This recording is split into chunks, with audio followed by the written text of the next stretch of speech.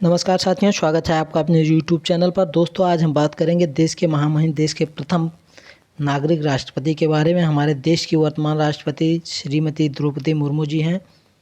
हम राष्ट्रपति के बारे में संपूर्ण जानकारी आपको इस वीडियो के माध्यम से देंगे। दोस्तों, राष्ट्रपति का पद, शक्तियाँ, कार्य, अधिकार सब कुछ आपको इस वीडियो के माध्यम से दिया जाएगा, तो वीडियो में आप अंत तक बने रहें। क्योंकि राष्ट्रपति का सिलेबस थोड़ा बड़ा है दोस्तों, इसलिए हो सकता है इसका पार्ट 2 और 3 भी आए। संविधान के सभी अनुच्छेद राष्ट्रपति से जो संबंधित हैं, सबकी संपूर्ण जानकारी आपको वीडियो के माध्यम से मिलेगी।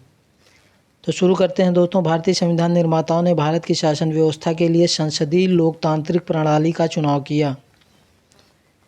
आधुनिक लोकतांत्रिक व्यवस्था में कार्यपालिका और विधायिका के अंतर संबंध संघीय कार्यपालिका की प्रकृति का निर्धारण करते हैं। इस आधार पर संघीय कार्यपालिका के 2 स्वरूप पाए जाते हैं। संघीय कार्यपालिका के कितने स्वरूप पाए जाते हैं दोस्तों? 2 स्वरूप पाए जाते हैं। कौन कौन से? संसदीय सरकार, पार्लियामेंट्री फॉर्म ऑफ गवर्नमेंट, और अध्यक्षात्मक सरकार, presidential form of the government. संसदीय सरकार हमारे भारत में पाई जाती है और अध्यक्षात्मक सरकार अमेरिका में पाई जाती है। अब बात करते हैं संविधान के अनुच्छेद की। अनुच्छेद 52 हमारा क्या कहता है? भारत का एक राष्ट्रपति होगा। भारत का एक राष्ट्रपति होगा। अनुच्छेद 52 जो सबसे पहले राष्ट्रपति के बारे में कहता है, उसके बाद अनुच्छेद 53, 54, 55 आते हैं। यह एक संवैधानिक पद है। राष्ट्रपति का पद क्या है? एक संवैधानिक पद है। भारत में राष्ट्रपति का पद अमेरिका के संविधान से लिया गया है। सीधे क्वेश्चन बनता है यहाँ से दोस्तों, भारत में राष्ट्रपति का पद कहाँ से लिया गया है? तो अमेरिका के संविधान से लिया गया। संवैधानिक स्थिति या राष्ट्रपति के कार्य एवं शक्तियाँ कहाँ से लिया गया है? तो ये ब्रिटेन से लिया गया है। ये 2 महत्वपूर्ण क्वेश्चन अनुच्छेद 52 से बनते हैं दोस्तों।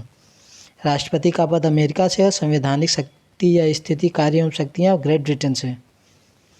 अगला देखते हैं अनुच्छेद 53 क्या कहता है। इसके अनुसार संघ की कार्यपालिका शक्ति राष्ट्रपति में नहीं होती होगी। कोई भी कार्य होगा संघ सरकार करेगी, वो बिना राष्ट्रपति के सिग्नेचर के कानून नहीं बनता। राष्ट्रपति स्वयं या अपने अभिनस्तों के माध्यम से शासन करेगा।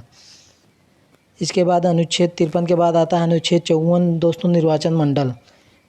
और निर्वाचन मंडल कहाँ के संविधान से लिया गया है? तो ये आयरलैंड के संविधान से लिया गया है। ये भी सीधे क्वेश्चन बनता है कि राष्ट्रपति का निर्वाचन मंडल किस देश के संविधान से लिया गया है? आयरलैंड के संविधान से लिया गया है। अनुच्छेद 54 कहता है और निर्वाचन मंडल में कौन कौन शामिल होगा? राज्यसभा, लोकसभा, राज्यसभा की विधानसभाओं के सभी निर्वाचित सदस्य मतदान करते हैं।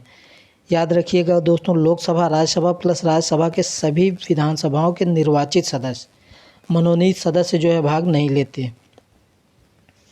इसके बाद आ जाइए विधान परिषद के निर्वाचित एवं मनोनीत सदस्य राष्ट्रपति के निर्वाचन में भाग नहीं लेते। विधान परिषद का कोई भी सदस्य हो, वो राष्ट्रपति के चुनाव में भाग नहीं लेता। अनुच्छेद 55 क्या कहता है? निर्वाचन पद्धति।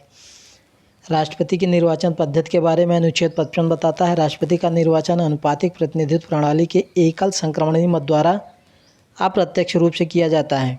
राष्ट्रपति का चुनाव कैसे होता है? तो अनुपातिक प्रतिनिधित्व प्रणाली के एकल संक्रमणीय मत द्वारा। सीधे क्वेश्चन बनता है, राष्ट्रपति का चुनाव किस पद्धति के माध्यम से किया जाता है? राष्ट्रपति का चुनाव होता है दोस्तों अनुपातिक प्रतिनिधित्व प्रणाली के एकल संक्रमणीय मत पद्धति द्वारा। इसके जनक थॉमस हेयर को कहा जाता है। इस पद्धति का जनक कौन है दोस्तों? थॉमस हेयर इस पद्धति के जनक हैं। इस पद्धति का सर्वप्रथम प्रयोग कहाँ किया गया था? डेनमार्क में किया गया था। इस पद्धति को हेयर पद्धति भी कहते हैं।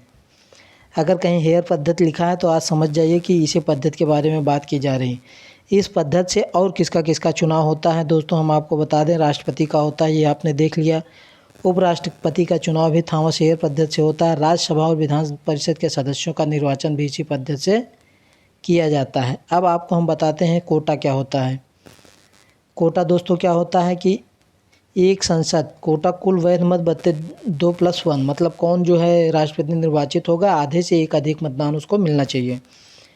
एक संसद सदस्य के मत का मूल्य कितना होता है दोस्तों, ये हम आपको बता रहे हैं। एक संसद सदस्य के मत का मूल्य बराबर सभी राज्यों के निर्वाचित विधायकों के मतों का कुल योग बटे संसद के निर्वाचित सदस्यों का कुल सदस्य संख्या।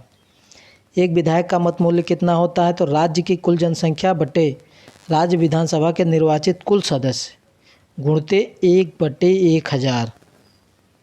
एक विधायक का मत मूल्य कितना होगा? राज्य की कुल जनसंख्या बटे राज्य विधानसभा के निर्वाचित कुल सदस्य गुणते 1/1000। राष्ट्रपति के निर्वाचन में निर्वाचित सांसद मतदान कहाँ करते हैं? नई दिल्ली में मतदान करते हैं, जबकि विधानसभा के निर्वाचित सदस्य अपना मतदान अपने राज्य की राजधानी में करते हैं। अगर कोई सांसद जो है अपने राज्य की राजधानी में मतदान करना चाहता है तो 10 दिन पूर्व, राष्ट्रपति के निर्वाचन के 10 दिन पूर्व उसको जो है लिखित सूचना देनी पड़ती है निर्वाचन आयोग के, और अनुमति लेकर अपने राज्य की राजधानी में राष्ट्रपति के लिए मतदान कर सकता है। अब देखते हैं अनुच्छेद 52 क्या कहता है दोस्तों। अनुच्छेद 52 कहता है राष्ट्रपति का कार्यकाल। राष्ट्रपति का कार्यकाल कितना होता है? मूलतः हम जानते हैं दोस्तों 5 वर्ष का होता है। इसमें कोई किसी को संशय नहीं होना चाहिए, नॉर्मल सा क्वेश्चन है। जिस दिन से वह शपथ लेता है उस दिन से अगले 5 वर्ष तक उसका कार्यकाल होता है। राष्ट्रपति हमारे देश का प्रथम नागरिक होता है। राष्ट्रपति अपना त्यागपत्र उपराष्ट्रपति को देता है, उपराष्ट्रपति अपना त्यागपत्र राष्ट्रपति को देता है। संविधान के उल्लंघन पर राष्ट्रपति को अनुच्छेद 61 महाभियोग की प्रक्रिया के द्वारा पद से हटाया जा सकता है। अभी तक हमारे देश में किसी भी राष्ट्रपति को महाभियोग की प्रक्रिया से नहीं हटाया गया है। राष्ट्रपति अपने कार्यकाल की समाप्ति के पश्चात भी पद पर तब तक बना रहता है जब तक उसका उत्तराधिकारी मतलब देश का नया राष्ट्रपति अपना पद नहीं ले लेता। देश के नए राष्ट्रपति का जब तक निर्वाचन नहीं हो जाता, राष्ट्रपति अपने पद पर बना रहता है। राष्ट्रपति का पद कभी रिक्त नहीं होता। तो दोस्तों आशा है ये वीडियो आपको अच्छा लगा होगा। अगला वीडियो जल्दी ही आपको आएगा। चैनल पर नए हैं तो सब्सक्राइब करें। धन्यवाद।